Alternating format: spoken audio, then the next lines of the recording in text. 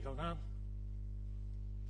jaun-andreok, lagunok, mailan zagozien lagunok, arrastion guztioi, zelanez nire pare bat berba honetan, lehenengokoak izan behar duela, zueri ondo etorria emotea, eta era berberean, neure barru-barrutik urtendako esker beruena.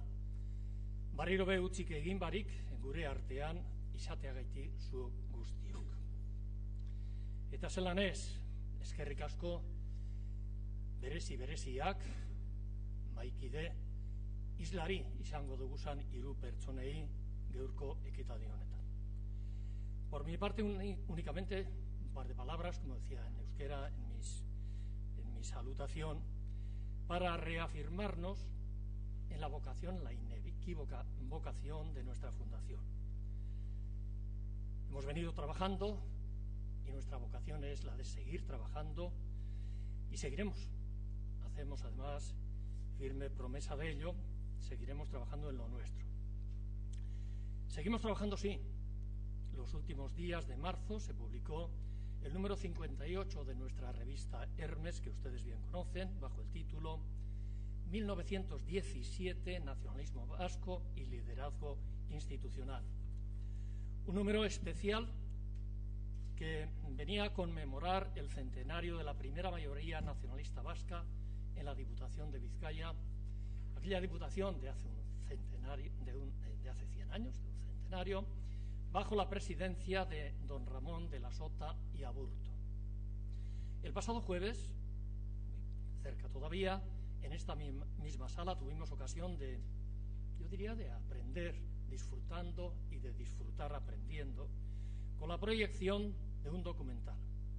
El documental lleva por título Sitio Distinto, un documental dirigido por Davide Cabaleiro, documental que refleja la realidad de la inmigración gallega hacia Euskadi, en Euskadi, durante los últimos 120 años, imágenes que nos venían también a la mente. Yo diría que principalmente, además, quienes hemos vivido en localidades, en pueblos rurales, que veíamos venir gallegos, del mismo modo que nuestros conciudadanos, nuestra gente, iba también a otros puntos del planeta a vivir, a buscar, en busca de una vida mejor. Pero no solamente eso, sino que ese documental venía también a, de alguna manera, a reverdecer lo que han sido los lazos y las relaciones tejidas entre ambas comunidades, Galicia y Euskadi. Este domingo, algunos de los aquí presentes, algunas de las caras que veo, también pude ver el pasado domingo, participamos en la ofrenda floral a Castelao en el Parque Europa. Ha sido la 22ª edición, es decir, 22 años, recordando también a aquel a quien de alguna manera recuerdan como padre de la patria gallega, es decir, fundador del nuevo nacionalismo gallego. Y hoy volvemos a estar aquí, en esta charla, coloquio, que yo sinceramente, por lo menos así presumo, será verdaderamente interesante, visto el plantel de intervinientes que hoy tenemos. Lo hacemos con motivo de la presentación de un libro que lleva por título La obediencia vasca, Santiago Aznar y aquella comida en Guetarí 1940, del que es autor Iñaki Anasagasti. Y sí, seguimos y seguiremos a lo nuestro, también de cara a las próximas fechas, de cara al futuro. Seguiremos situando a la historia, a nuestra historia, en el centro de nuestra actividad, porque así reza también nuestro lema, el lema de la Fundación Sabino Arana, que viene a decir atzukoan finkatuz, gaur biharkoa bultzatu, katea ez baita eten. Acabo estas palabras de bienvenida, de salutación, reconociendo que a José Antonio Rodríguez Ranz, quien es coordinador de nuestra tribuna, director de nuestra revista Hermes y a la vez, entre otras cosas, vicerrector de la Universidad de Deusto, decía que a Josean y a mí mismo yo creo que nos va a ocupar muy poco tiempo nuestro quehacer, nuestra labor de hoy. El trabajo va a ser muy fácil, porque nuestros ponentes de hoy son personas de amplia y reconocida trayectoria y no necesitan de presentación alguna. Iñaki Anasagasti, los Josus, como últimamente está sonando por ahí con otro nombre de un par de personas, Josu Erkoreka y Josu Montalbán, quiero agradecer al trío, verdaderamente agradecerles su presencia y su participación aquí. Mila esker por vuestra vocación y compromiso político en el Congreso. Es posible que me deje algo en el Congreso de los Diputados, en el Senado, en el Gobierno, en la Diputación, en el Parlamento, en las Juntas Generales, en el Ayuntamiento, en el PNV, en el Partido Socialista de Euskadi, en unos tiempos, yo diría que muy convulsos y difíciles.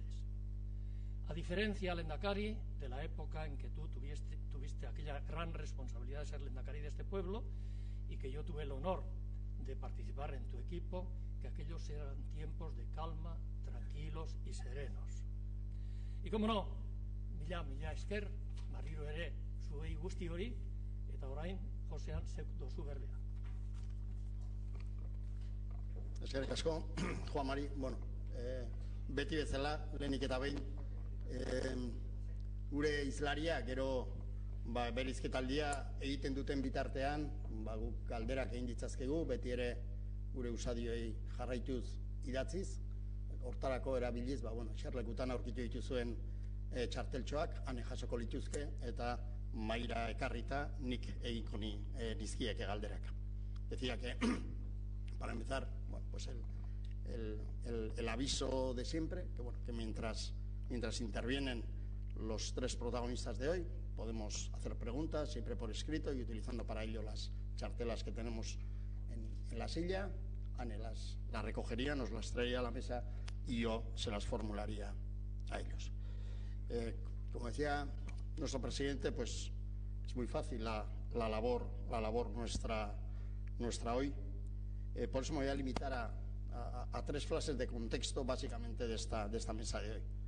Dos previos, Bermeo, Cumaná, Zalla, Derecho, Comunicación Social, Medicina. Esto segundo hay que decirlo ahora de manera muy enfática, y sobre todo, como decía Juan Mari, trayectoria política dilatada, reconocida y sobresaliente. De todas maneras, yo en el contexto de esta presentación y de esta mesa, con motivo de la presentación del libro de Iñaki, quería subrayar otra cosa de ellos tres, y es la importancia que la historia y la memoria histórica tienen en su pensamiento y en su acción.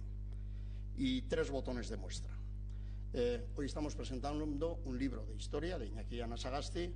No es el primero, estoy seguro que no va a ser el último. En la solapa del mismo, pues hay una relación de sus publicaciones. Juan Mari nos hablaba antes del domingo pasado, de la ofrenda floral a Castelao. A esa misma hora, Josu Erkoreka estaba en Machichaco, en el acto de homenaje y recuerdo a la Marina de Guerra Auxiliar de Euskadi, y en unas declaraciones reivindicaba la memoria histórica. Y hoy, además de con el libro de Iñaki, ha venido con otro que dice Oroimenaren lekuak eta lekukoak. Y en relación a Josu Montalbán, la página principal de su blog, ayer, hoy no he entrado, pero ayer, tenía el título La memoria de los días olvidados. Creo que son simples apuntes de la importancia que la memoria histórica tiene para ellos tres, y por eso están hoy aquí con nosotros. 4 palabras conforman el título y el subtítulo del libro que presentamos: Santiago Aznar, la comida de Guetarí, la fecha de 1940 y la obediencia vasca. Un flash sobre cada una de ellas como presentación y para dar paso ya a nuestros tres protagonistas de hoy. Santiago Aznar, socialista bilbaíno, titular de la cartera de Industria en el gobierno de Aguirre, joven, tenía solo 33 años cuando fue nombrado consejero de Industria, pero con una amplia trayectoria de militancia política y sindical. ¿Y quién mejor que Iñaki para hablarnos de Santiago Aznar? Porque, como él mismo dice en la introducción al libro, Dado que me casé en Caracas con la nieta de Santiago Aznar y además de conocerle y tratar con él en su casa y en el centro vasco, dejó a su fallecimiento 2 grandes cajas repletas de cartas, apuntes, etc. Como decía, ¿quién mejor que Iñaki para hablarnos de Santiago Aznar? Aquella comida en Guetarí hace referencia a una comida en la que participan los consejeros nacionalistas Telesforo Monzón y Gonzalo Nardiz, del Partido Nacionalista Vasco y Acción Nacionalista Vasca respectivamente, y el dirigente socialista y diputado por Guipúzcoa en las Cortes del Frente Popular, Miguel Amilibia. Iñaki y los tres nos explicarán luego por qué fue importante esa comida que tuvo lugar en Guetarí, en Iparralde, los primeros días de 1940. 1940, la fecha nos sitúa en el contexto del momento. Un contexto conformado, entre otros, por los siguientes hechos: el exilio, la represión y la clandestinidad, el apoyo a los refugiados y a la acción política internacional como ejes del gobierno vasco en el exilio, el fin de la guerra española y la lectura política de ese fin, el comienzo de la Segunda Guerra Mundial y el dominio nazi en Europa, y el centenario de la Ley de 25 de octubre de 1839. Y finalmente, como muy vinculado a ese contexto político, que podría definirse en esos trazos y en otros a los que seguro hacen ellos referencia, el concepto que da origen al título del libro, la obediencia vasca. Ello hace referencia a la decisión del Partido Nacionalista Vasco de exigir al resto de los partidos que integran el gobierno en el exilio filiación nacional vasca e independencia de orientación respecto a los organismos españoles. Todo ello fruto de la lectura política que hace el nacionalismo vasco de ese nuevo contexto. Fin de ciclo, replanteamiento de la estrategia política y ruptura con la República y acción política del gobierno y los partidos políticos vascos al margen del exilio republicano español. La República Española había dejado de ser cauce y esperanza. Santiago Aznar se alineará con estas tesis, con esta lectura, y ello con el tiempo le costará su expulsión del Partido Socialista y su dimisión como consejero vasco en el exilio. Santiago Aznar, la comida de Guetarí, 1940, y la obediencia vasca. Estas son las piezas del puzzle. Y para componerlo, esta tarde tenemos la fortuna de contar con tres arquitectos de la política, del pensamiento y de la historia y la memoria. Iñaki, tienes la palabra. Es que ricasco, Josean. En primer lugar, tengo que agradecer a la editorial Pamiela, porque hoy en día que te editen un libro con cartas y con correspondencia es muy difícil, ¿no? Y la prueba está en que siempre que se toca, siempre ocurre que, claro, este tipo de libros no son bestsellers, pero son necesarios, sobre todo para tener referencias a la hora de construir una historia. Y efectivamente yo tuve la suerte de conocer a Santiago Aznar en el exilio en Caracas. Él vivía en el primer piso y mi novia entonces vivía en el penthouse, y yo pasaba más tiempo con el abuelo que con la nieta, y me solían echar en cara eso, sobre todo a María Esther, que está ante el público. Tengo que agradecer a la Fundación Sabino Arana pues la posibilidad de estar hoy a la noche presentando este libro, un día que hay un partido del Atleti y el Real Madrid, que bueno, igual la gente está resignada y dice, bueno, ¿para qué voy a verlo si ya sabemos lo que va a ocurrir? Pues igual ocurre alguna sorpresa.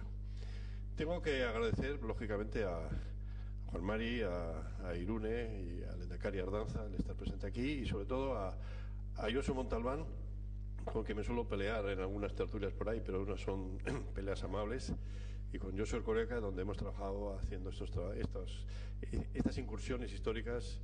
Lo que pasa es que ahora está tan ocupado pues que no, pero ya vendrá el tiempo en que volverá al buen camino, y entonces tratará también de investigar sobre todo parte de esa historia que es tan interesante y sobre todo tan desconocida, ¿no?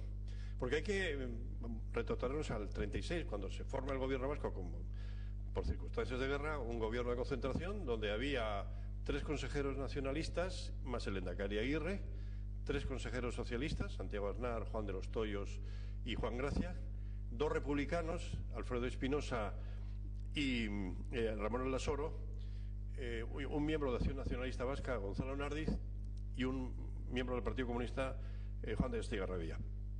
A ese gobierno fue un gobierno de gestión y de guerra, que tuvo que improvisarlo absolutamente todo y tuvo que hacer una administración desde cero, ¿no? Pero tuvo una característica, que la personalidad del Lehendakari Aguirre debía ser un imán de tan poderosa atracción, que a casi todos les trataron de aguirristas, y luego sufrieron las consecuencias políticas, ¿no? Porque el propio Juan Estigarribia del Partido Comunista, bueno, pues le abrieron un expediente y tuvo que ir a Valencia y tuvo que presentar su dimisión.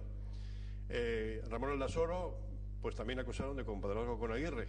Alfredo Espinosa, desgraciadamente republicano, fue fusilado porque volvió, porque no solamente Juana Julia Guerra volvió, también el consejero republicano volvió a estar en los últimos días de Bilbao. Y luego quedaba el gobierno presidido por el lehendakari Aguirre y con los 3 consejeros socialistas, los 3 nacionalistas y Gonzalo Nardiz.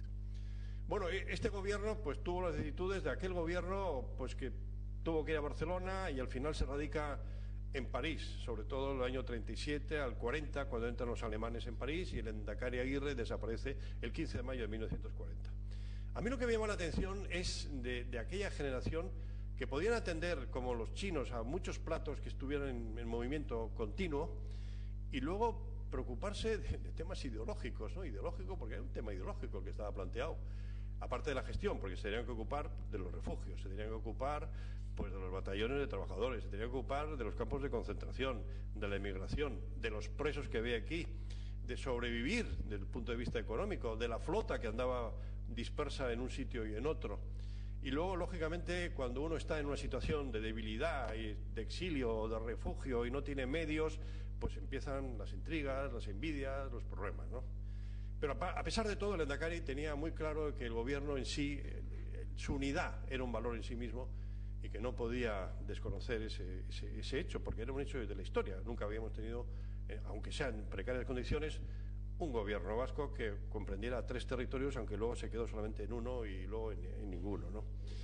Pero a mí lo que me llamó la atención es eso, sobre todo porque, figuraros, el 4 de febrero el lehendakari Aguirre baja a Lavallol y le acompaña con Pais al exilio, porque se había comprometido con él.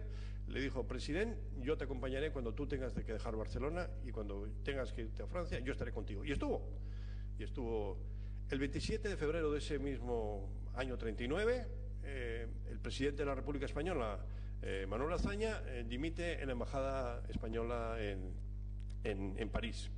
Es decir, la República se queda inerme, ¿no? La Diputación Permanente del Congreso de los Diputados no veía bien nombrarle a Martínez Barrio presidente de la República en el exilio, porque ahí predominaba el prietismo de alguna forma, y la pelea entre Juan Negrín, el presidente del gobierno, y Indalecio Prieto era muy, muy aguda y muy fuerte, y aquello no se consolidó. Pero previamente ocurrían muchas cosas. Petén era nombrado embajador en Madrid. José Félix Lequerica era nombrado embajador en París, que luego estuvo en Vichy. José Félix Lequerica, que fue alcalde franquista de Bilbao. Y luego ocurrieron también muchas cosas ese mismo año, ¿no? Acaba la Guerra Civil Española el 1 de abril de 1939, con el famoso parte de guerra, el cautivo y desarmado, el Ejército Rojo, las tropas nacionales han ocupado sus últimas posiciones. Pues la guerra ha terminado, generalísimo Franco. Bueno, pues 1 de abril del año 39. Bueno, pues nuestra gente, el presidente de Euskadi Burbacha, en aquella época, Doroteo Ceorriz, le plantea al Partido Socialista en una carta diciendo: bueno, han cambiado la situación, tenemos que adaptar este gobierno vasco que está en exilio y está atendiendo a los refugiados, y tenemos que ajustarlo, dimensionarlo a la nueva realidad. Y luego también tenemos que dar un paso político en el sentido de que los que conforman este gobierno que nosotros queremos que subsista tengan una obediencia vasca, es decir, que entiendan que este es un gobierno nacional vasco. En aquellas circunstancias donde todo estaba patas arriba y donde estaba manga por hombro y donde la República estaba casi desaparecida o enfrentadas unos con otros, ¿no? Luego, ese mismo año, ocurre también una cosa de interés. El lehendakari Aguirre le llama en su despacho en la avenida Marceau a los 3 consejeros socialistas, Santiago Bernard, Toyos y Gracia, y les dice que con motivo del 25 de octubre de 1939 se cumplía el centenario de la abolición foral, 1839, y que había que aprobar un documento que sirviera para protestar contra aquel expolio. Uno de los consejeros, Juan de los Toyos, dijo que no hacía falta, porque para eso estaba la declaración ministerial que habían firmado en Guernica el 7 de octubre del 36 todos los consejeros y todo el gobierno vasco. La verdad es que es una declaración ministerial o política muy equilibrada y además que abarcaba todo, era muy comprensiva en folio y medio. Y decía: ¿para qué nos vamos a meter en más líos? Además, lehendakari, usted no me convoque con tanta prisa, y además tengo que consultarlo con mi partido. El Partido Socialista en aquel momento se llamaba Comité Central Socialista de Euskadi y abarcaba incluso Navarra, a pesar de que era una situación de guerra, ¿no? Pero el Endacari fuerza un poco la máquina y terminan aprobando los consejeros socialistas ese comunicado, ¿no? Y no solamente eso, el Endacari le manda una carta a Franco, al general Franco, que no era el Franco del año 75, era Franco del año 79, que acaba de vencer en una guerra cruenta. Y eso no le gusta a uno de sus consejeros, Telesforo Monzón, que le dice al Endacari Aguirre que no está de acuerdo con que un Endacari rompa su magnífico silencio mandando una carta a un general victorioso en una guerra con ayuda alemana y italiana, ¿no? Pero el Endacari le argumenta, le digo, oye, tenemos que utilizar todos los elementos que tenemos en nuestra mano para hacer propaganda, para que la gente conozca nuestra historia, para que el expolio se conozca y sobre todo para protestar, porque nosotros tenemos que protestar y tenemos que marcar bien cuál es nuestra lucha política. En ese contexto, pues tienen una comida de amigos, me imagino, Miguel Amilibia, que era un diputado socialista donostiarra, que había sido presidente de la Caja de Ahorros Provincial de Guipúzcoa, que había sido capitán de artillería en tiempo de guerra y que era un personaje inteligente pero un poco lioso, un poco liante. Entonces, bueno, tienen una comida agradable en Guetarí, que es una localidad, un balneario de Iparralde, cerca de entre San Juan de Luz y Bayona. Y bueno, no sé si voluntariamente o no, porque claro, Miguel Amilibia desgraciadamente también ha desaparecido, pero le podíamos haber preguntado y nunca tuvimos la posibilidad de preguntarle. Yo me hubiera encantado preguntarle por qué lo hizo. Le mandó una carta a Sergio Echeverría, que era también de la ejecutiva del Comité Central Socialista de Euskadi, diciendo que, bueno, pues en esa comida pues los nacionalistas le habían puesto a bajar de un burro a los consejeros socialistas, diciendo que manifestaban una extrema docilidad en relación con los gelquides, con el gobierno vasco, y que, bueno, pues que el gobierno vasco tenía que ahora nos pide a nosotros que hagamos una declaración de nacionalidad vasca y de nación vasca. ¿Qué es esto? Siendo Miguel Amilibia uno de los más propensos a cualquier tipo de planteamiento en relación con la nación vasca. No era de los que rechazaba, pero yo creo que jugaba un doble papel. Bueno, total que se realizó el gran lío, que ahí está un poco en este libro toda esta correspondencia, que yo creo que el valor del libro son la correspondencia, porque he querido publicar las cartas desde la fecha hasta la firma. Si hubiera sido trabajado por Josu Erkoreka, seguro que hubiera cogido 3 líneas por aquí, 4 líneas por allá, para con un criterio muy académico y muy profesional haberlo metido, pero a mí me gusta más, como sé lo que cuesta aprobar un comunicado políticamente, me parece que cada palabra y cada coma tiene tanta importancia que digo, lo importante es que la gente opine lo que crea conveniente en relación con las cartas, porque además en aquella generación que no tenía internet se la pasaba el día escribiendo, o tenía a su alrededor secretarios y secretarias que le hacían el trabajo, porque por ejemplo hay un memorial de agravios del presidente del Comité Central Socialista, Paulino Gómez Beltrán, contra el nacionalismo, diciéndole no funciona la Roseré, los socialistas son preteridos, no son tenidos en cuenta, en los refugios pues los expulsa o no se les trata convenientemente, y el Endacari le contesta con una carta de 28 folios, punto por punto, es decir, y bueno, pero siempre respetando a su interlocutor y siempre guardando ese respeto necesario, ¿no? Pero había un clima pues indudablemente tenso, ¿no? Bueno, esto es lo que de alguna forma que quiero contar con las cartas en este libro, y se va produciendo ese debate entre nacionalistas y socialistas sobre la obediencia vasca o no obediencia vasca, sobre la nación vasca o no la nación vasca, sobre la nacionalidad o no nacionalidad. Y entonces, Paulino Gómez Beltrán pide fundamentalmente asesoramiento a Indalecio Prieto y a un tal La Moneda, que era el secretario general del partido del PSOE en aquella época, y bueno, yo creo que ellos eran muy reacios, juntamente con Tollos, a cualquier planteamiento que reconociera esa situación. Y entonces se les pide a todos y cada uno de ellos informes y cada uno opine. Y entonces aquí se recogen 3 opiniones, la del presidente de Euskadi Urbacha, Doroteo Ceorriz, la del consejero Juan Gracia, consejero socialista, que murió cuando entraron los alemanes en el año 42 en París y que fue concejal del Ayuntamiento de Bilbao. Es un hombre desconocido, pero es un hombre que hizo una labor muy meritoria en relación con los refugiados y que estaba de alguna manera alineado con Santiago Arnal, donde ellos de alguna forma reconocen que, bueno, el documento de Santiago Arnal lo dice muy claramente, ¿no? En primer lugar dice ¿Qué fue la República en Euskadi? Pues la República pudo haber hecho mucho más, pero solamente reconoció a los catalanes como autonomía. Podía haber hecho mucho más, no lo hizo. Y hay una crítica ahí de Aznar. ¿En qué situación está la República en este momento? Bueno, con un presidente de la República que ha dimitido, pues no hay presidente de la República, la Diputación Permanente no funciona y todo el mundo está peleado contra todo el mundo.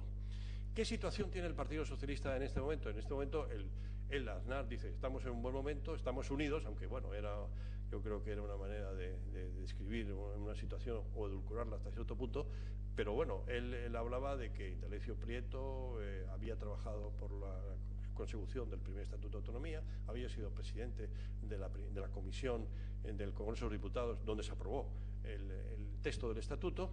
Bueno, y luego, ¿qué tenemos ante el Partido Socialista? Pues tenemos un Partido Socialista dividido entre negrinistas, el presidente del gobierno, Juan Negrín, está Indalecio Prieto, enfrentado con Juan Negrín, está Julián Besteiro, que fue presidente de las Cortes, que está encarcelado en la prisión de Carmona, está Largo Caballero, que fue presidente del gobierno y están todos rebotados, por tanto no tenemos una interlocución muy clara. Y luego, aparte de eso, había un telón de fondo, que estaban peleados Negrín y Prieto a cuenta del SARE, Servicio de Auxilio de los Republicanos Españoles, y del GERE, que era la Junta de Auxilio de los Republicanos Españoles, a cuenta de, en el fondo, pues, de unos grandes monumentos que habían podido sacar de España para poder mantener el exilio en aquel momento. Entonces estaban enfrentados muy, muy brutalmente, se puede decir, ¿no? Entonces él hacía un planteamiento de decir, bueno, vamos a cambiar el nombre al Partido Socialista, al Comité Central Socialista de Euskadi, vamos a llamarle Partido Socialista Obrero Vasco. Vamos a reconocer que para formar parte de ese gobierno tiene que reconocer la nacionalidad vasca. Vamos a hacer un apoyo a la declaración de Guernica, donde todos nos pusimos de acuerdo. Y al final, incluso en el preámbulo, hablaba incluso del derecho de autodeterminación, un poco insinuadamente. Es decir, que era un planteamiento más vinculado a lo que le estaba proponiendo Telesforo Monzón y el propio Lehendakari Aguirre que a su compañero Juan de los Toyos.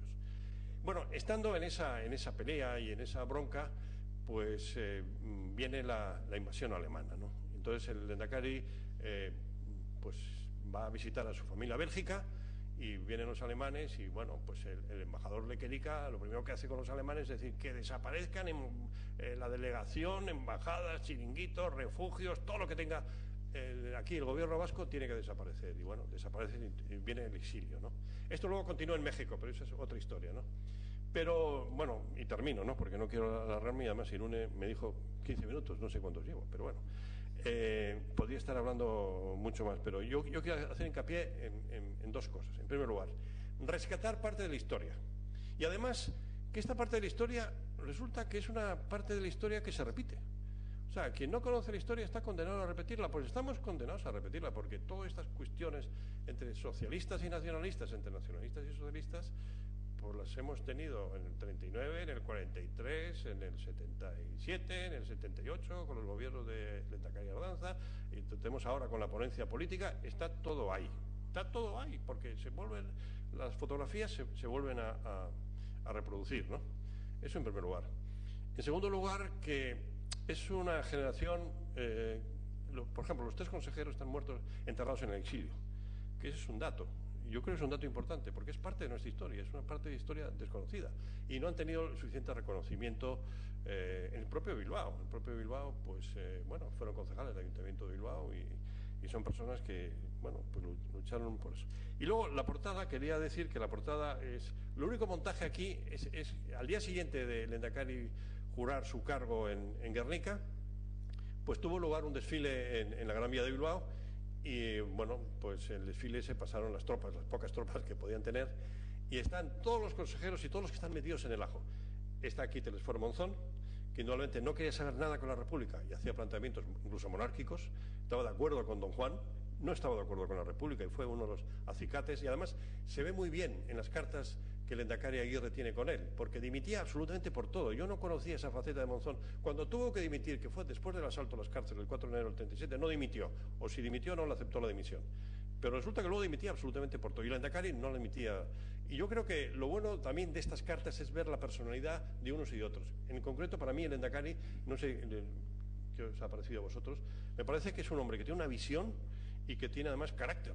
Y es un hombre que no se amilana ante una cosa y otra y que tiene una estrategia y además tiene cuidado en buscar los equilibrios para que los equilibrios no se rompan.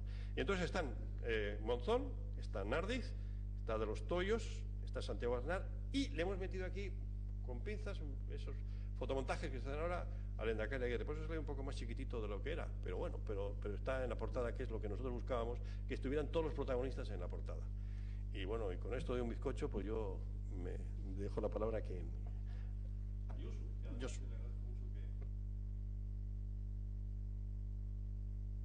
Bueno, y yo a quien agradezco es tanto a la Fundación Sabino Arana como a ti, que eres el autor del tinglao este. Y como has dicho hace muy poquito, bueno, lo primero un saludo a todos y a todas, y como has dicho hace un poquito que has cogido los textos y los has transcrito letra por letra, ¿no?, como lo haría uno de los Josus, pues resulta, pues claro, nos has obligado a un esfuerzo sobrehumano, porque algunos de los textos son complicados de leer, lógicamente, ¿no? Pero el libro sí que me ha parecido que tiene un valor extraordinario, por lo menos tiene mucha documentación, tiene incluso hay cosas que pueden llegar a ser incluso contradictorias, pero aun siendo contradictorias son importantísimas para sacar conclusiones de lo que pudo ocurrir en aquel tiempo. Por lo tanto, yo creo que estamos ante una obra importante, difícil de leer, porque tiene tal profusión de datos que hay veces que igual se te mezclan en la cabeza unos con otros y realmente pues puede ser difícil, ¿no? Pero en todo caso me parece importantísima y necesaria además. Quería hacer una introducción porque ya que tengo la oportunidad de estar en la Fundación Sabino Arana, que es la primera vez que estoy en la Fundación Sabino Arana, aparte de los agradecimientos normales, decir que yo soy hijo de un nacionalista vasco. Por eso casi nada de lo que he leído en este libro me ha sido completamente ajeno. Yo lo viví en mi casa. En los atardeceres recuerdo que mi padre nos solía contar todo lo acontecido en la guerra en la que combatió. Siempre parecía que aquella guerra la había ganado él, porque claro, no contaba más que penurias, pero luego le ponía tanto entusiasmo que parecía, no, esta guerra este hombre no la ha podido perder, la ha tenido que ganar, tal como la cuenta, ¿no? El tiempo que estuvo en la cárcel, la persecución pues posterior, etcétera. Y ocurrió una anécdota muy importante en aquellos tiempos, teniendo en cuenta cómo vivía la gente, que era que mi padre había estado en la cárcel durante 2 años, 11 meses y 20 días exactamente. Y dieron 1 millón de pesetas de indemnización a quienes hubieran estado 3 años. Y mi padre pues, estuvo como loco buscando 10 días de cárcel por algún sitio para poder cobrar el 1 millón. Y claro, yo le decía muchas veces, pero bueno, con lo mal que lo pasaste, o sea, con todas esas cosas que cuentas, y ahora recordar esos otros 10 días te va a ser un suplicio. Bueno, pues fueron 2 suplicios. Primero no encontrarlos y luego no cobrar. O sea, que yo creo que eso fue muy serio. Y posteriormente mi vida ha sido muy cerca del nacionalismo, lógicamente, porque encima me enamoré, me casé y fui a parar a donde otra persona mayor, el padre de mi mujer, que era, aquel sí que era afiliado al PNV. Os hice una barrabasada al PNV porque en las elecciones en las que yo me presenté para alcalde de Zalla, pues aun siendo afiliado al PNV, mi suegro me votó a mí. Claro, él siempre me solía decir que él no había votado al Partido Socialista, que había votado a Josu Montalbán, vamos, a su nuero. Por lo tanto, pues bueno. Y ahora vamos con el... Eso es lo que tú te crees. Votó al PNV. Le llevé yo. Yo esas cosas las cuido mucho.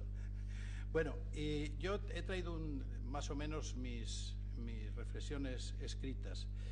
El libro La obediencia vasca ve la luz además en un momento oportuno y especial, precisamente cuando en el seno no tanto como en el seno, pero sí en el gobierno, de coalición Partido Nacionalista, Partido Socialista, se está tratando y discutiendo y se negocia en todo caso una ponencia de autogobierno que, más allá del significado del término autogobierno, cuyo significado es claro y nítido, plantea otras cuestiones: la consideración de Euskadi como nación en este siglo en el que estamos viviendo y la consideración de ese derecho a decidir, que considero que es una fórmula edulcorada del derecho de autodeterminación.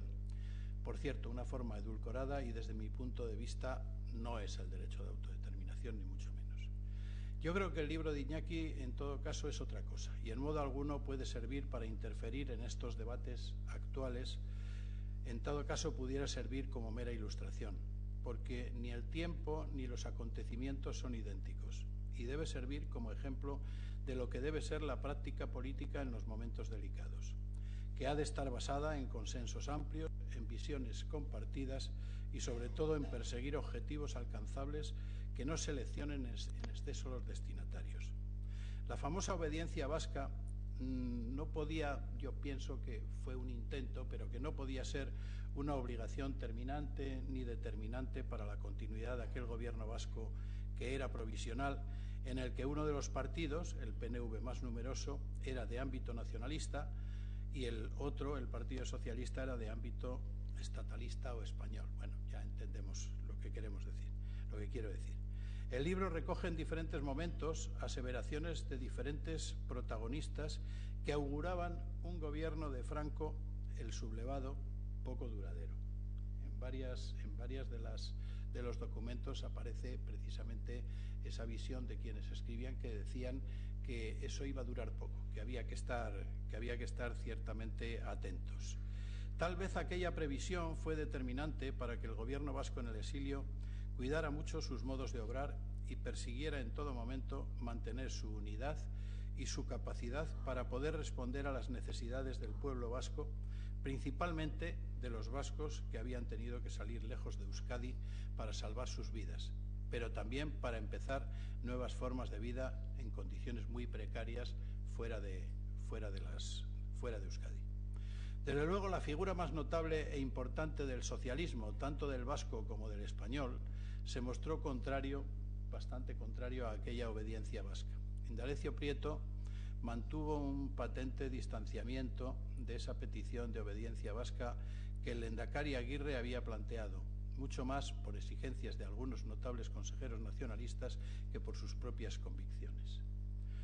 El libro recoge documentos importantísimos. Después de leídos todos ellos, es bueno subrayar la firmeza de quienes fueron capaces de mantener activo y vigente aquel gobierno que se sentía y se sabía amenazado por todos los sitios.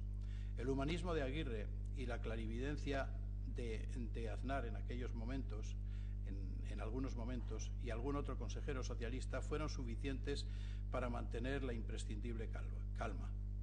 Como siempre ha ocurrido en situaciones límites como aquella, las denuncias, acusaciones más bien de algunos socialistas que acusaban a sus compañeros de docilidad extrema, podrían haber desnivelado aquel equilibrio.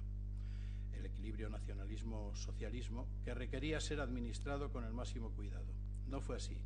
También entre los nacionalistas se produjeron situaciones de tensión, sobre todo cuando en aquellos momentos tan delicados algunos consejeros nacionalistas reclamaban que los consejeros socialistas reconocieran, abro comillas, el hecho diferencial de la nacionalidad de Euskadi.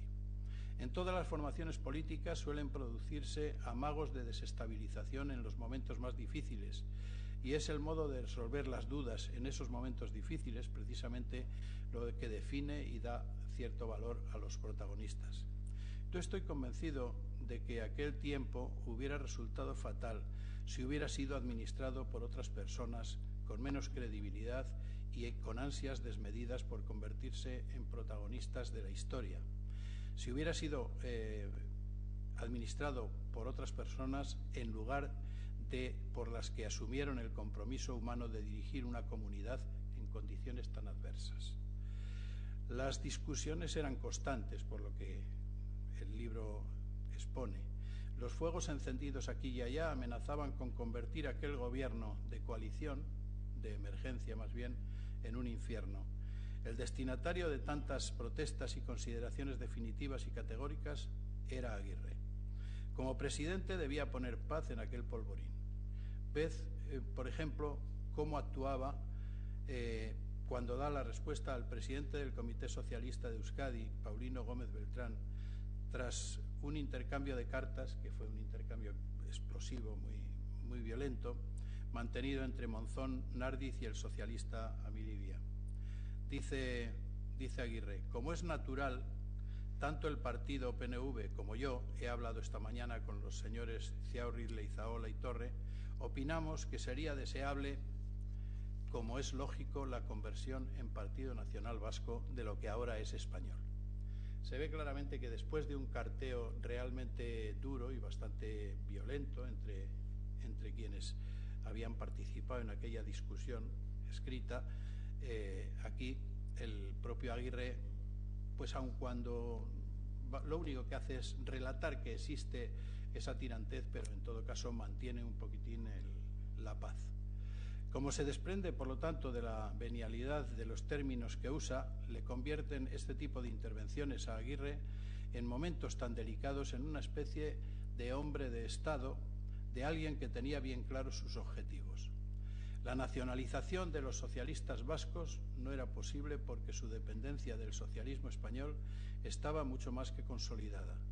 Alimentar aquella nacionalización solo habría servido para debilitar al Partido Socialista en Euskadi y convertirle, desde mi punto de vista, en ineficaz. Las reticencias de unos y otros, socialistas y nacionalistas, que se reprochaban actuaciones vinculadas a los suyos y descuidos hacia los del otro bando, fueron constantes. Pero hay que considerar lógicos esos reproches en unas situaciones de urgencia y dificultad como las que se vivían en aquellos momentos. Entre los debates que se produjeron y que el libro recoge en el seno socialista, relacionados con esa obediencia vasca, destaca la Declaración de Gernika y el manifiesto con motivo del centenario de la abolición de los fueros de 1839, del año 1939, por lo tanto, en el que el socialista Aznar nomina al socialismo vasco como Partido Socialista Obrero Vasco. Pero esta pretensión queda más bien en muy poco, casi en nada. Y yo creo que no es necesario profundizar mucho más. La incompatibilidad que afectaba a las bases de los partidos se veía acrecentada o atenuada en base al comportamiento y las actitudes de los dirigentes. La obediencia vasca era casi, desde mi punto de vista, una quimera para el socialismo vasco. Es difícil encontrar idoneidad para la ideología socialista en una territorialidad parcial, pero cabe dar forma a esa obediencia fijando unos modos de comportamiento, leyendo los documentos que guían esos comportamientos con dos miradas, que suelen ser diferentes, escuchando las voces que reclaman con dos oídos. La grandeza humana, una de ellas al menos, consiste en que tengamos dos ojos, dos oídos y una voz. Pero no hay que condenar a los ojos a ver de una sola manera ni supeditar a nuestros oídos a escuchar de una forma única. Socialistas y nacionalistas han caminado cogidos de la mano prácticamente desde que ambos existen. Nunca han faltado controversias y rencillas, pero siempre han acudido las figuras, los hombres y mujeres, que han hecho posible el acuerdo, la lectura compartida de la realidad y la condescendencia. He hecho alusión antes a un texto correspondiente a Aguirre. Ahora me vais a permitir leer lo que pensaba Indalecio Prieto en torno a los riesgos que pudiera tener asumir la obediencia vasca como una respuesta a la victoria franquista. Decía él: la actitud de los nacionalistas con respecto a los distintos elementos políticos del país, singularmente a los socialistas, me parece un error. Aguirre, que es un político 100%, ha conseguido, según mis últimas noticias, meter en el saco a los socialistas, haciéndoles firmar una declaración a la que antes se negaban, es decir, declarándose partidarios de la nacionalidad vasca. Si cualquier movimiento reivindicativo de la democracia en España, no columbro en estos instantes, pero hay circunstancias que pudieran propiciarla en cualquier momento futuro, se mezclara con las aspiraciones separatistas en el País Vasco y en Cataluña, ya hasta apuntando la posibilidad de incorporar estos territorios a otra nación, eso podría determinar la unión de todos los españoles en derredor de Franco. Fue esta idea de Indalecio Prieto la que le mantuvo durante un tiempo alejado incluso de José Antonio Aguirre, a pesar de que tenía una devoción especial por Aguirre. Estas palabras, como digo, no fueron óbice para que se volcara posteriormente en colaborar con la dirección nacionalista en el exilio para luchar contra el franquismo. Y ahora sí que realmente creo que no es necesario nada más. Los secretos y detalles del libro los conoce Iñaki. Y, cómo no, también las intenciones al escribirle. Esa comida en Guettari, tan crucial, incluyó asuntos tan comprometidos como difíciles. Telesforo Monzón, a quien ya he considerado en algún momento un riesgo para la estabilidad del gobierno de Aguirre, ya de por sí un gobierno complicado por serlo en el exilio, llegó a decir: me reafirmo en que con los socialistas solo se puede trabajar si estos no dependen de Madrid, si son de verdad de obediencia vasca. ¿Diría ahora lo mismo, después de tantos años de colaboración?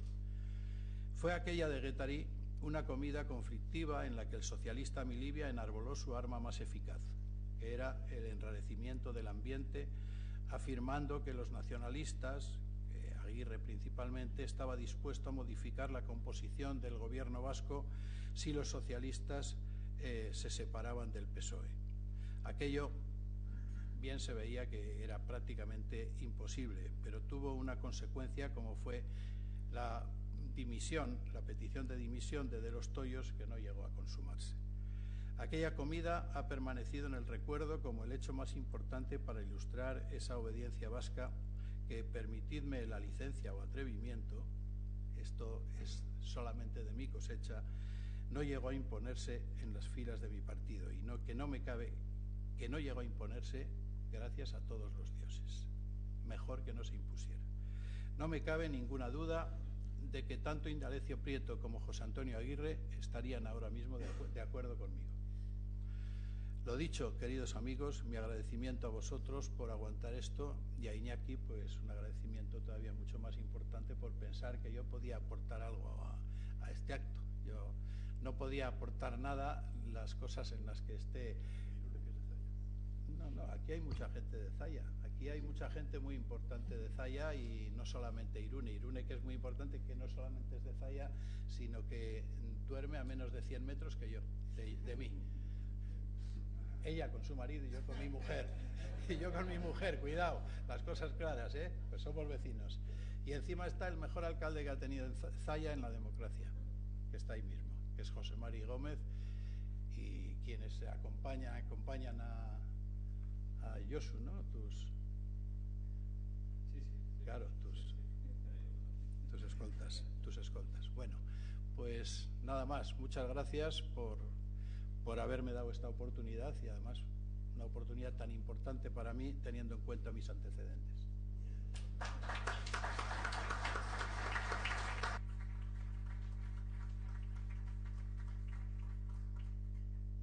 Josu. Bueno, nik ere eskerrak emanez hasi behar dut nire hitzaldia. Eskerrak lehenik eta behin fundazioari, Juan Mariri eta Iruneri, betiko moduan, konbite interesgarriak luzatzen dizkigutelako, Iñaki berari, nitaz gogoratzeagatik, sarri askotan gogoratzen da nitaz, ez bete onerako, baina kasu honetan onerako izan da. Eta, bueno, Josu ere, lagungarri dugu mai inguru honetan, nik uste dut berak ekarpen garrantzitsua egiten duela, nolabait edo beste ikuspuntu bat mai gainean jartzen duelako, eta alde horretatik kontrastearen bitartez, ni ez naiz marxista, baina kontraste edo dialektikaren bitartez, sarri askotan errealitatera hurbiltzeko posibilitate gehiago edo erraztasun gehiago ditugulako, ¿está? A ver, yo voy a comenzar haciendo un par de precisiones a Iñaki, como no puede ser de otra manera, ¿no? Una para corregir un punto de su intervención, y otra para darle la razón, ¿no? Primero, efectivamente la referencia, siguiendo la estela de Juan Mari, nos has calificado de los dos Josus, y es verdad, pero yo quiero precisar que soy Josu Iñaki, ¿no? Es decir, coincido con Josu, pero coincido también con él, aunque entiendo que en esta mesa haya querido destacarse como el único Iñaki y los demás son los Josus, ¿no? Con esa referencia que nos emparenta casi con los Jordis, ¿no? Por una pequeña precisión que me agradecerá mi madre, pues fue la que más pugnó para que en mi onomástica, en mi nombre, apareciera, además del Josu, el Iñaki, porque nací en julio, entonces era el mes del santo patrón, y esto se acabó imponiendo. por eso es la que más énfasis pone cuando me llama Josu Iñaki, ¿no? Es siempre, mi madre me llama Josu Iñaki. Y segundo, para darle la razón, porque cuando él ha hecho referencia a esa, en fin, esa inclinación mía academicista de ser muy puntilloso con los documentos y las precisiones, fíjate, tengo el papel, el documento, tú has visto que está trabajado, está detallado, pero claro, eso suele tener peligros, ¿no? Porque creo que he pillado un par de gazapos pequeños, pero no importantes, y esto es muy académico. En las tesis doctorales suele ser habitual que los grandes catedráticos que enjuician al doctorando hagan notar, para demostrar que se han leído la tesis doctoral, ¿no?, pequeños errores, pequeños detalles en el trabajo que son irrelevantes para la calidad del trabajo, pero que ellos, en fin, de alguna manera ponen de manifiesto que son gente consecuente, rigurosa y que cumplen las encomiendas que se les dan, ¿no? Entonces, hay un documento que yo creo que está repetido. La carta del Lehendakari al Telesforo de Monzón, de 20 de diciembre del 39, está en la página 163 y en la página 174. O sea, me lo he leído y con atención, ¿no? Porque cuando he empezado a leer, digo, esto ya lo he leído yo en alguna parte, he empezado a mirar y efectivamente está. Y después otra precisión, pequeña, ¿eh? En la página 182 se habla de las cartas de Monzón y Nardi transcritas en el capítulo anterior. Y la de Monzón está transcrita en el capítulo anterior, y yo, cuando había llegado a esta altura, había hecho una glosa marginal diciendo no hay transcrita carta de Nardi. Pero luego he encontrado que viene después. O sea, viene, ¿no?, pero no en el capítulo anterior, sino después, ¿no? O sea que te doy la razón, efectivamente soy puntilloso, pero estas cosas tienen sus... No, pues, por lo demás, el trabajo a mí me ha parecido fascinante. Iñaki ya había dedicado tiempo a este tema, a este episodio. Había prestado atención antes de ahora en dos trabajos que publicó en los años 80 conjuntamente con Koldo San Sebastián, que yo conocía y tenía una referencia vaga, y los tengo en casa allí en una de las estanterías. Uno se titula Los años oscuros, ¿no?, editorial Chertó, año 85. Y otro es un artículo extenso publicado en un número de la sección de historia de Eusko Ikaskuntza el año 88, ¿no?, que se titulaba Santiago Aznar y la crisis del socialismo vasco.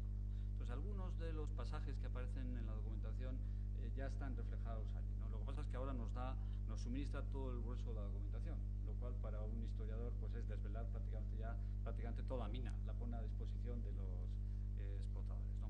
Y claro, acceder directamente a los documentos permite tener otras perspectivas, permite hacerse con mucha información que el que elaboró el trabajo sobre la base de esta información no consideró conveniente recogerlo en el trabajo, pero que al lector directo le permiten apreciar muchos matices, muchas precisiones, muchas informaciones colaterales que constituyen efectivamente un mundo, y como decía Josu, solo Josu, no Josu Iñaki, como decías, ¿no?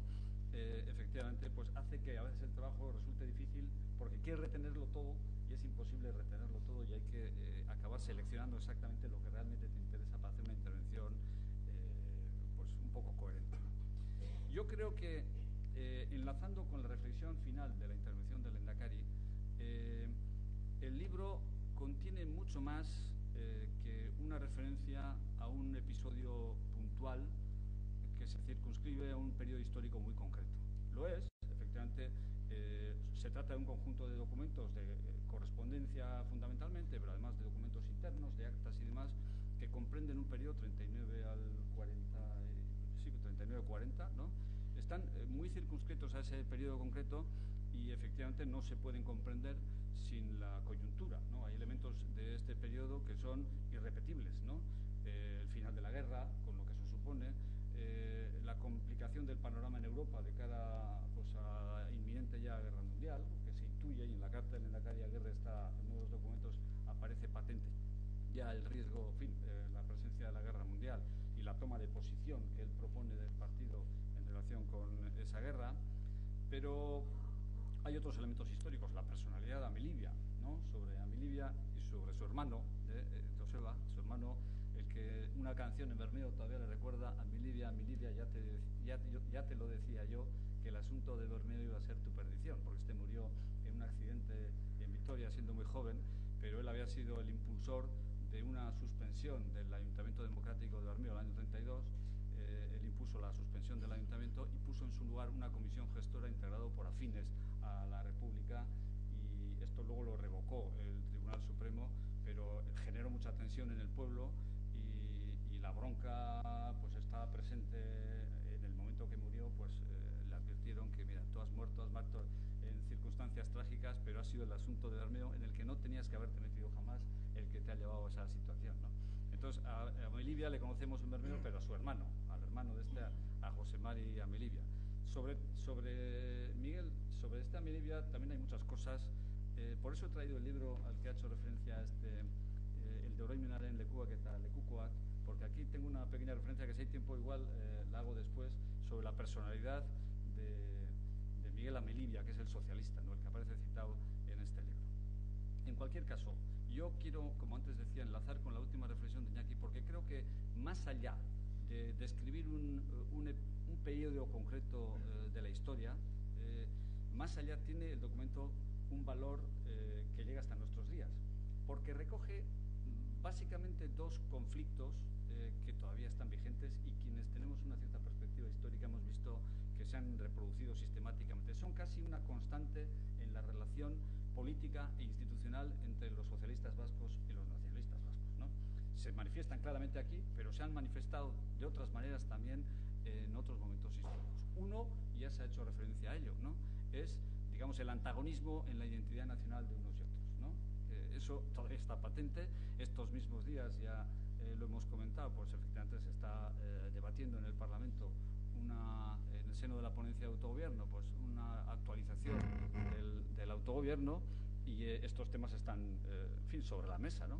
Y son objeto de debate permanente y de contraste y de cruce de cartas, de propuestas y contrapropuestas, y yo le he dedicado, luego haré referencia a ello, le he dedicado un tiempo a intentar desmenuzar qué era exactamente lo que se planteaba con la obediencia vasca, porque aquí se ha hecho referencia a ello, es decir, y se da por supuesto que todos sabemos lo que es la obediencia vasca, ¿no? Pero he querido saber e indagar en la documentación si cuando se plantea la obediencia vasca, lo que se plantea es una renuncia ideológica, una renuncia en la identitaria, una renuncia organizativa, hay que romper con el PSOE, o una renuncia, digamos, estratégica. Si tenéis que olvidaros de la República y de hacer política española y centraros solamente. O un poco de todo, que puede ser un poco de todo también, ¿no? Y en la documentación no he visto claro la respuesta, porque he visto un poco de respuestas matizadas en las que se recoge un poco de todo, ¿no? Pero bueno, insisto, la segunda parte. Una es el antagonismo nacional entre socialistas vascos y nacionalistas vascos, que se manifiesta aquí y que se ha vuelto a repetir en muchas ocasiones y que ahora mismo estamos en ese debate, ¿no? Y el segundo, no menos importante, pero que está muy presente también en la documentación, es los pulsos, las diferencias, las broncas que se generan en el seno de un gobierno de coalición cuando se trata de identificar quién es el que está ganando la partida, quién es el que está llevándose el gato al agua o prevaleciendo o imponiendo, digamos, en la labor compartida sus propios planteamientos, ¿no? Muchas veces hemos escuchado, Lehendakari Ardanza, tú te acordarás, en boca de los socialistas recientemente decir que los gobiernos de coalición fueron una buena experiencia, pero que quien salió beneficiado de ellos fue el Partido Nacionalista Vasco desde el punto de vista electoral y que a los socialistas solo les ha perjudicado electoralmente, ¿no? Bueno, esto está presente aquí. Se ve que en el entorno socialista existe una inquietud clara porque los nacionalistas están monopolizando la acción del gobierno, porque los nacionalistas invaden competencias de consejeros socialistas. En el ámbito de la competencia del consejero Toyos es claro, la competencia en materia de trabajo, ¿no?, que él se queja y dice, no, están invadiendo efectivamente mi terreno y están actuando en un ámbito que me corresponde a mí y deberían respetar, ¿no? Y en segundo, bueno, esto es algo que se da también en todos los gobiernos, ¿no? Y hay manifestaciones muy claras, ¿no? Cuando el propio Amelibia, en su carta última, identifica cuáles son los reproches que él hace a los consejeros del gobierno vasco y dice, primero, el único que se entera de las cosas es el consejero de Hacienda. Bueno, esto hay que decirlo, ocurre casi en todos los gobiernos, ¿no? El que marca la pauta es el consejero de Hacienda y los demás no nos enteramos de nada. Y es el que dice en lo que hay que invertir, en lo que no hay que invertir, dónde hay dinero y dónde no hay, cuánto hay en su caso, y los demás, como no sabemos nada, pues cualquier plan que puedas diseñar, el consejero de Hacienda levanta los hombros, te dice que no hay recursos y que no se puede hacer nada, ¿no? Y sin embargo, pues claro, todo esto forma parte del episodio histórico, pero es una constante que aparece permanentemente en tiempos recientes y ahora, en fin, en el gobierno de coalición actual, no voy a decir que haya aflorado de manera estridente, pero también está presente, ¿no? De alguna manera está presente también porque inevitablemente se mide. Los unos y los otros se miden y los gobiernos de coalición pues hay ese pulso cruzado, más o menos soterrado, más o menos contenido, en el que, entre otras cosas, lo que se intenta medir por ambas partes es cuál es el impacto social y electoral que está teniendo la labor de gobierno y a quién beneficia más o menos, ¿no? Y todo esto está presente ahí y es la segunda parte de lo que yo advierto que está aquí, ¿no? Y ahora voy a entrar con la obediencia. A ver,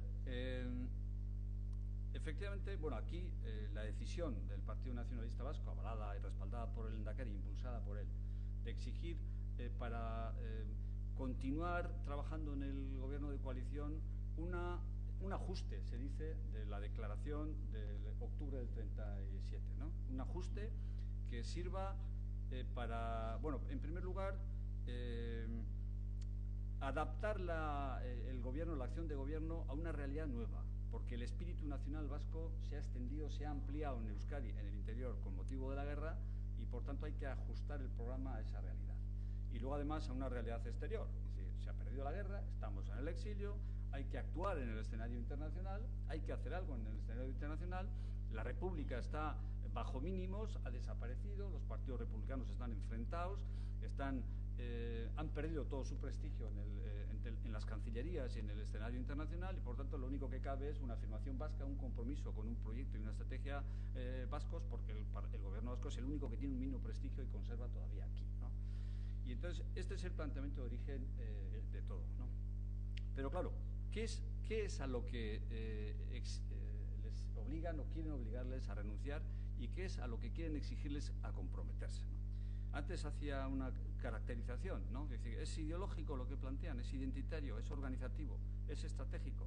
Si fuera identitario, les estarían diciendo no tenéis que sentiros españoles, dejar de sentiros españoles, ¿no? Si fuera ideológico, sería, oye, tenéis que ser nacionalistas vascos. Podéis seguir siendo socialistas, pero además tenéis que sentir como vuestra la nación vasca y tenéis que, en ese sentido, preconizar, propugnar, desarrollar una acción política tendente a afirmar la nación vasca con las consecuencias que eso trae.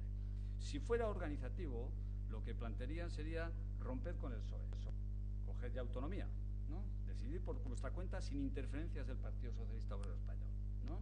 Un poco como es el PSC ahora, que es formalmente un partido distinto del Partido Socialista, aunque después participa también de los órganos comunes en Madrid, ¿no? Cuando el Partido Socialista Obrero Español convoca algunos de sus órganos, ¿no? Y si fuera estratégico, pues sería una cosa centrada exclusivamente en lo que tiene que hacer el gobierno vasco, en los retos, en los desafíos que tiene el gobierno vasco y en el modo en el que se tiene que plantear esos desafíos.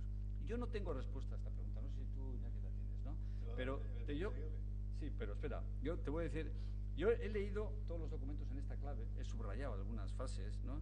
Y veo, a ver, que en los nacionalistas se aprecia una cosa y en los socialistas, cuando hacen referencia al requerimiento del que han sido objeto por parte de los nacionalistas, se aprecia una cosa distinta, ¿no? Pero me parece importante sobre todo destacar una cosa. En el intercambio de cartas que tienen Monzón y Aguirre, en ese intercambio ambos reconocen que están hablando de algo que es compatible con una solución peninsular. Es decir, no están exigiéndoles a los socialistas que hagan un planteamiento político, comulguen y compartan un planteamiento político que necesariamente tiene que desembocar en la independencia y que solo concibe la independencia como solución, la nación vasca independiente en Europa. No se descarta esa posibilidad según cómo vayan las cosas, cómo evolucione el orden internacional, pero Monzón dice expresamente, creo clara y firmemente, y no tengo inconveniente en dejarlo escrito, que hay que dar a nuestro problema un cauce y una solución peninsular. Pero de esto a perder nuestra personalidad o a no dejarla sentir lo suficiente, hay un paso que puede ser fatal. Está pensando en una solución peninsular. Es verdad que lo que él abomina es la República, lo que no le gusta es la República, ¿no? Y entonces el propio Lehendakari, en la carta previa, le dice: te diré lo que oí hace 3 días todavía del presidente Companys. Monarquía, república, Cataluña. Y nosotros decimos Euskadi. Y luego avanza un poco en el escrito y dice, con la finalidad de que iniciemos unas gestiones encaminadas a buscar una sustitución al régimen interno de Franco. Es decir, él está pensando en su relación y en su oferta con los socialistas en un esquema de actuación, en una estrategia política del gobierno vasco que es una solución peninsular y que lo que debe buscar en primer lugar es sobre todo encontrar una alternativa a Franco, al régimen de Franco. Es decir, están pensando en una fórmula española, ¿no? Y sin embargo, cuando los socialistas se comunican entre sí, pues dan por supuesto que lo que les piden los nacionalistas es romper con su partido y, bueno, y romper con España, ¿no? Y en sus documentos, por ejemplo, ahora al final, en la carta de Paulino Ángel y los socialistas, dice, los nacionalistas nos presentaron una declaración en la que pedían que declarásemos la nacionalidad vasca con independencia del resto de España, desligándonos del Partido Nacional. Es decir, aquí hay un planteamiento organizativo, hay que desligarse del Partido Nacional, ¿no?, que es el Partido Socialista Obrero Español, y además con independencia del resto de España. Es decir, se advierte por un lado que Monzón y Aguirre, en sus cartas cruzadas, es decir, sin presencia de terceros que pudieran estar escrutando y condicionando la sinceridad de lo que estaban diciendo, ¿no?, entre sí aceptaban y asumían que estaban pensando en una solución de entrada peninsular o no excluían una solución peninsular, y sin embargo la percepción de los socialistas es que a lo que les estaban invitando era a romper con su partido y a romper necesariamente con España, con la República y con todo, ¿no? Yo no tengo la respuesta definitiva.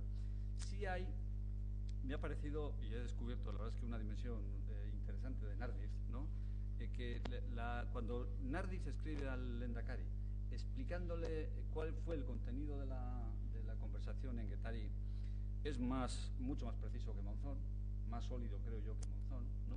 Monzón era brillante, pero este es muy preciso, ¿no? Y dice, yo creo que intenta concretar efectivamente los términos del dilema, es decir, ¿qué es lo que les requieren, ¿no? Bueno, los dilemas, el dilema según Nardiz es el siguiente.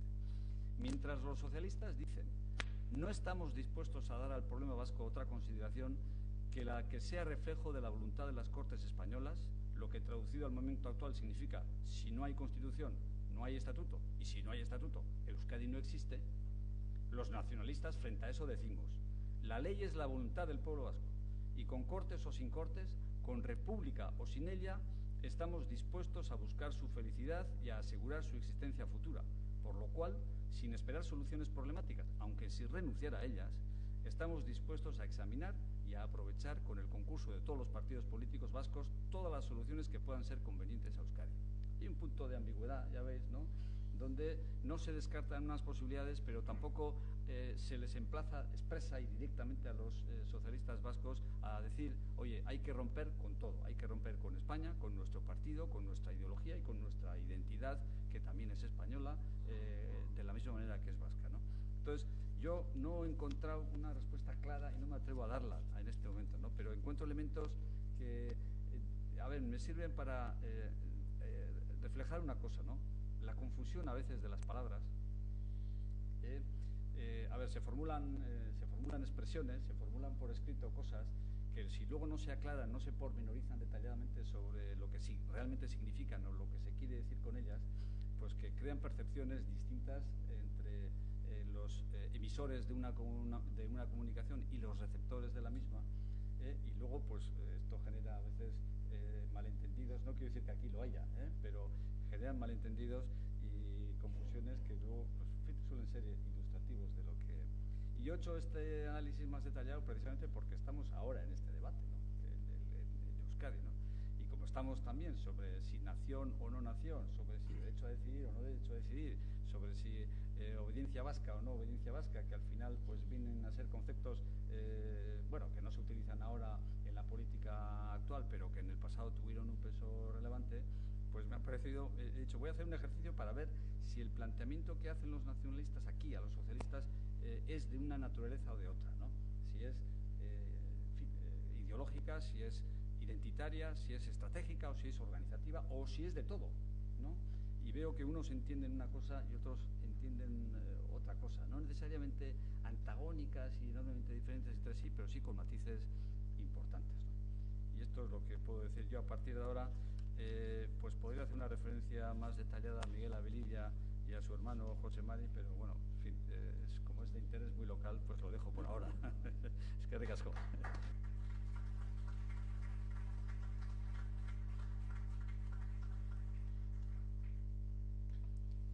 Bueno, hay formuladas dos preguntas desde el hoy y que enlaza perfectamente con el final de la intervención de Josu Iñaki y también con el final de la intervención de Iñaki y con la de Josu, ¿no?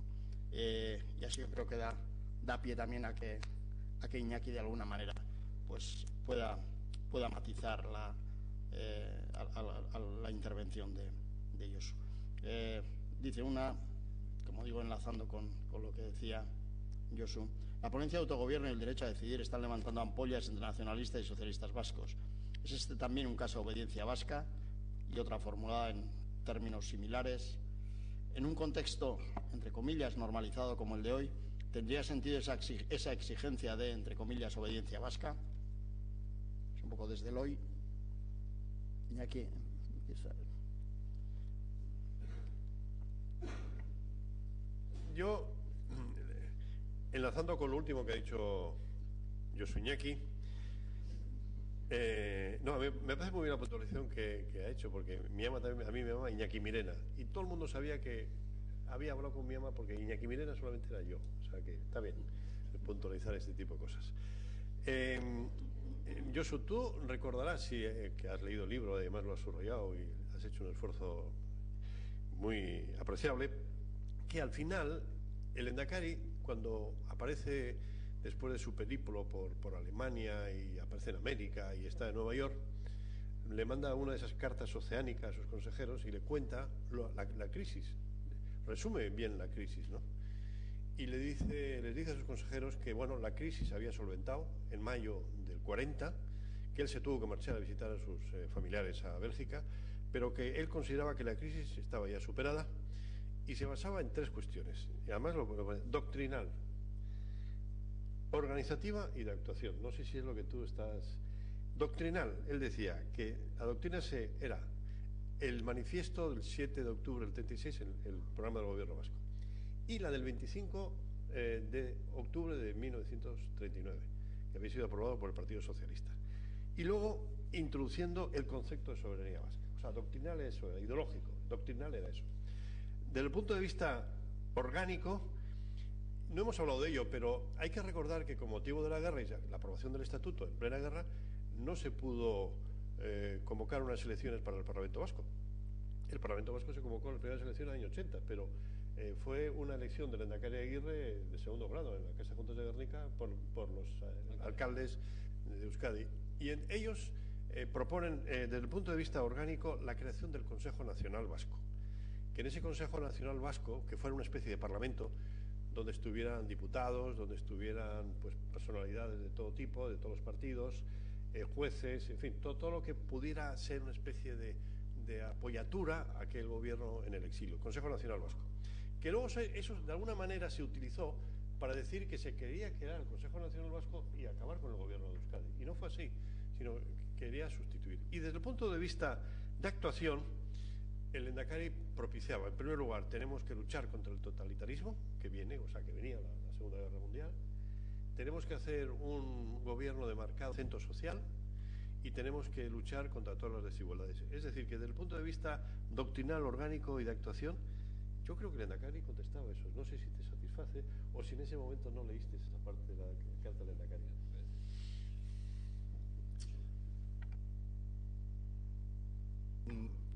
Si hablamos de, imaginemos ahora esto de la obediencia, esta obediencia vasca. Yo soy desobediente porque uno es más feliz siendo desobediente.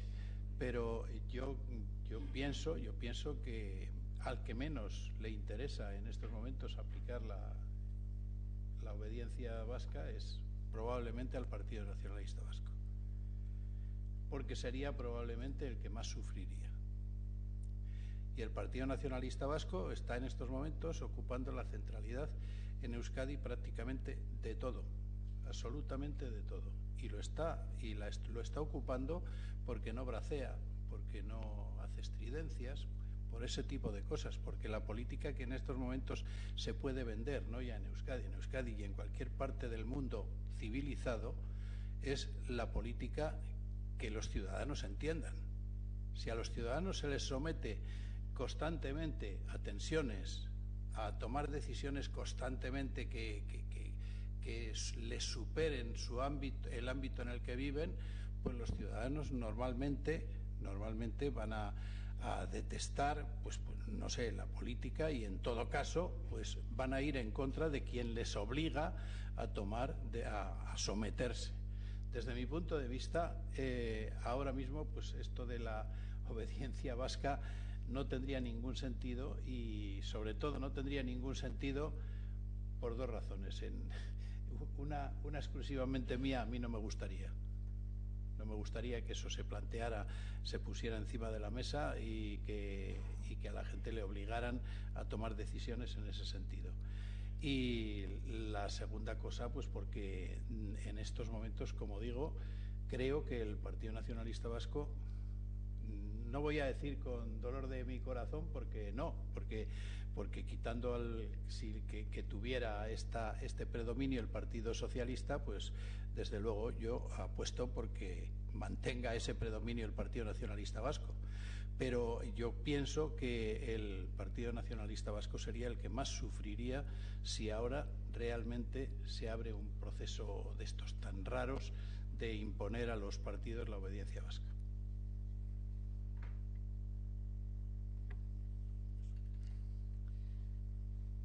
Bien, a ver, yo efectivamente sí he leído el documento al que hace referencia Iñaki, el del Lehendakari, pero es un documento, primero, que se escribe años después. Sí, tiempo después, pero ya sí está tiempo después. Y segundo, como el grueso de los documentos del Lehendakari aquí está haciendo un esfuerzo de integración, de cohesión, no acentúa los aspectos más estridentes, sino que busca el encuentro, ¿no? De manera que los consejeros se sigan sintiendo cómodos dentro del gobierno, ¿no? Entonces, habrás podido comprobar que efectivamente identifica como doctrinal, orgánico y estratégico, ¿no? lo que constituía la obediencia vasca, pero luego al concretar exactamente lo que significaba cada una de las cosas, no responde exactamente a las preguntas que yo he formulado, que eran más lacerantes, digamos que iban más directas, ¿no? Porque claro, en lo orgánico no dice si lo que pedía era que rompieran definitivamente con el Partido Socialista Obrero Español. Dice que en lo orgánico planteaban la creación del Consejo Nacional Vasco, a lo que los socialistas no se iban a oponer. Si participas, digamos, del gobierno, pues tampoco en principio te vas a oponer a que exista un órgano que desempeñe funciones parlamentarias. Te puede gustar o no la concreta fórmula que se plantea para integrar un órgano por vías que no son electivas, ¿sí? Porque los parlamentos se integran en función del resultado de las elecciones, ¿no? Pero si no hay elecciones, te puede gustar o no, a falta de elecciones, qué propuesta haces para integrar un órgano que tiene que desempeñar una función en principio legislativa, ¿no? Pero los socialistas estaban de acuerdo, estaban comprometidos, digamos, con crear un espacio autónomo de poder, ¿no? con el gobierno y con lo que fuera, porque si no hubiera habido guerra civil o hubiera terminado en otros términos imponiéndose la legalidad republicana, antes o después el Parlamento Vasco se hubiese constituido. Eso ya lo tenían firmado, ¿no? Los socialistas, ¿no? Pero no plantea, digamos, lo más estridente de lo que preguntaba yo, ¿no? Y en lo estratégico, bueno, lo estratégico de alguna manera igual, porque claro, él se centra en lo que era el desafío claramente en ese momento, que es el escenario internacional, la guerra internacional y las políticas sociales. Claro que sí, es que la declaración de octubre es inmensamente social, es fuertemente social. Eso era compartido por todos, ¿no? Pero la clave de lo que yo preguntaba no era si el gobierno, la acción de gobierno iba a ser social o no, sino si la acción de gobierno iba a tender a romper con España o no, o a plantear una fórmula independiente o no para Euskadi, ¿no? Y entonces él no va ahí, porque sabe que eso va a generar de nuevo diferencias y broncas entre los miembros del Consejo de Gobierno, entre los socialistas y los nacionalistas, sino que dice dice que bueno, la cuestión estratégica la circunscribe a la política social, algo que ya estaba compartido por todos, ¿no? Porque estaba suscrito así por la... Entonces yo todavía creo que ese escrito no satisface mi inquietud, en el sentido que no responde a las preguntas que yo formulaba, que están sacadas del momento en el que el debate está y del fragor de las cartas cruzadas en aquel momento, donde ya he traído a colación algunos pasajes que ponen de manifiesto que esto no estaba muy claro del todo, ¿no? Y creo que el que ha formulado la pregunta, o la que ha formulado la pregunta sobre la obediencia vasca ahora, de alguna manera acusa también esta dificultad de clarificación conceptual a la que he hecho yo referencia, ¿no? Porque cuando hablamos de la obediencia vasca hoy, ¿a qué nos referimos? Cuando Josu Montalbán dice que al que peor le vendría una obediencia vasca en este momento es al Partido Nacionalista Vasca, ¿en qué obediencia vasca está pensando? Porque yo creo que el Partido Nacionalista Vasco en este momento es el arquetipo de obediencia vasca. Es decir, piensa para Euskadi, ¿no? Y desde Euskadi. No tiene, ni aspira a gobernar en España, a influir sí, mientras estemos en el Estado español, pero ni aspira a gobernar en España, ni tampoco tiene una implantación en España, ¿no? De lo que se planteaba aquí era que no haya interferencias ajenas en las decisiones que los vascos adoptamos en relación con los desafíos y las necesidades de los vascos. Y esto es lo que siempre ha inspirado la actuación del Partido Nacionalista Vasco y ahora también. Es decir, desde este punto de vista, el arquetipo de la obediencia vasca ahora, también hay otras formaciones, pero es el Partido Nacionalista Vasco. Tú estás pensando en otro sentido, en otra acepción de la obediencia vasca. Estás pensando en que no le convendría al PNV en este momento hacer un planteamiento explícitamente independentista o algo así, ¿no? Algo así, bien, pero... Es que la obediencia vasca es eso. Bueno, a ver... La obediencia vasca o es eso o no es obediencia plena. A ver, pero ya hemos visto que Monzón, en sus cartas está pensando en una solución peninsular. Bien. Que no es compatible con esa concepción de la... en el momento del fragor, ¿no? Si era peninsular, entraba hasta Portugal.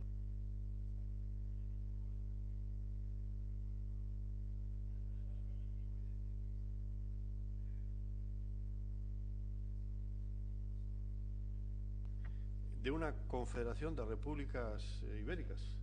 Es decir, es un poco una cosa, es decir, en aquello que es general, bueno, de acuerdo, pero en casa mandamos nosotros y también el Partido Socialista.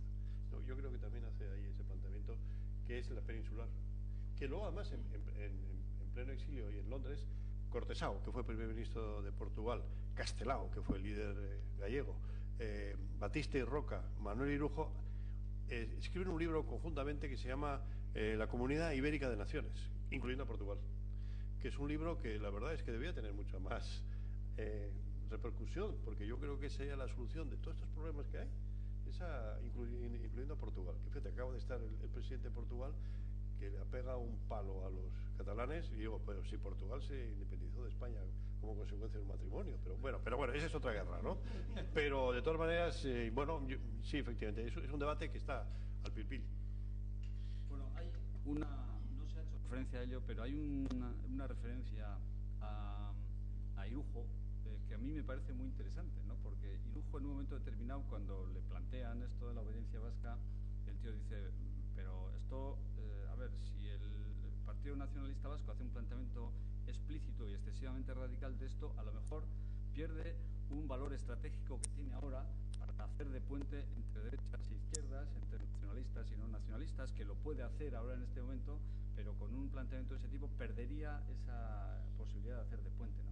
Él es muy pragmático, ¿no? Él tiene una visión política también muy pegada a tierra y entonces hace una reflexión que desde el punto de vista, digamos, de lo que ahora se llama horizontalidad o transversalidad, pues está muy en sintonía. Él ha sido siempre un adelantado a sus tiempos, ¿no? Y ya veía que estas cosas iban a venir. Pero es que el nacionalismo vasco es pragmático.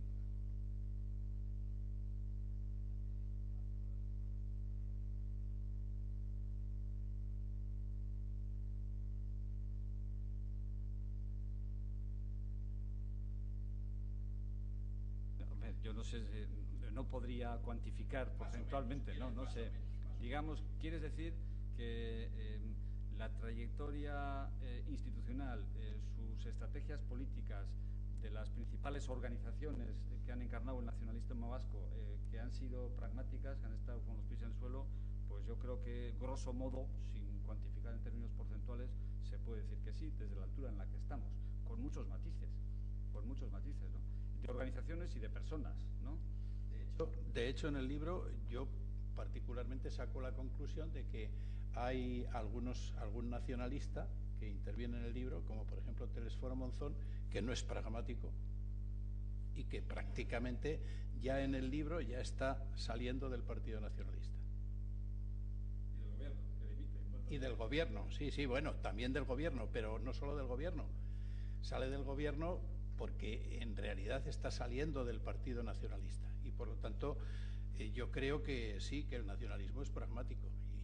Pero fíjate, Josu, que Monzón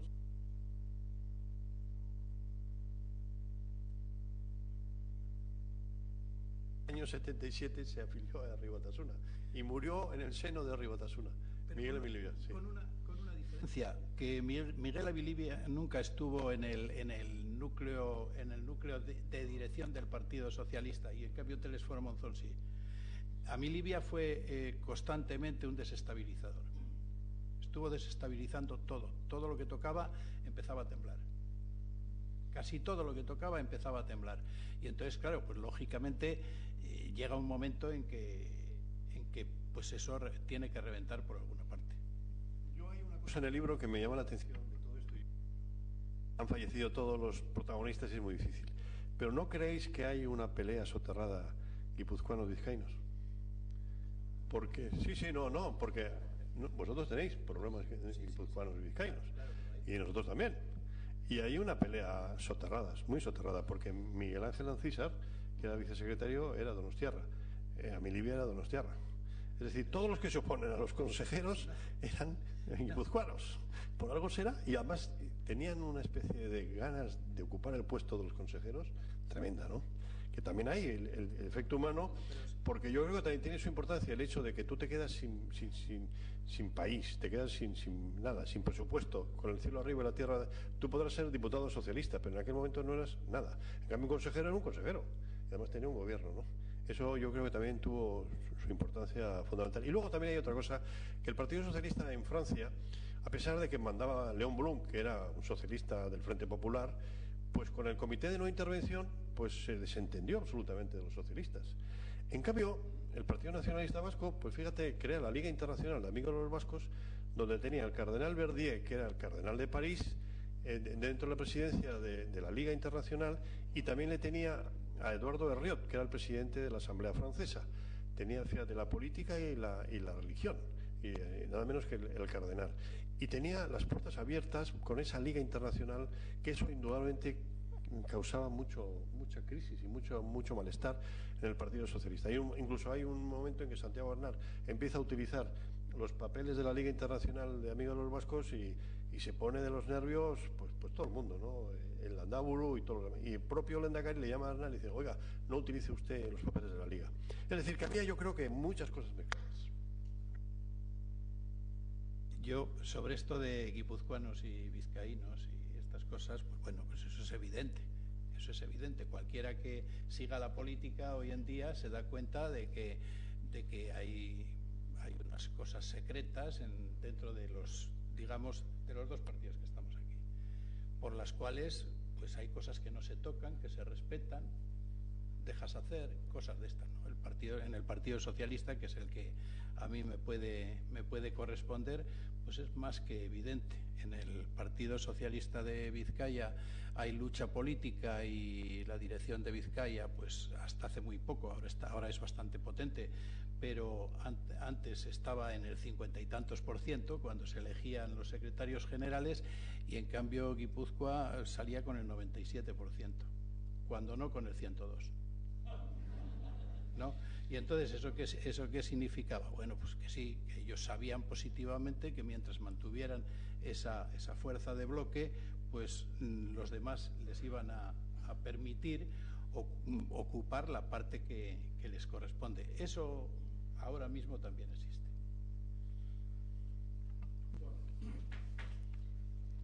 Hemos recordado el hecho histórico, aparte de eso, decía que hemos recordado el hecho histórico de 1939-40. Hemos, a partir de ahí, pues nos hemos hecho preguntas desde el hoy y hemos asistido en el último momento, además, a un ejercicio vivo de contraste, de debate, pues que creo que ha enriquecido todo el conjunto de la presentación. Las últimas palabras, como siempre, de nuestro presidente.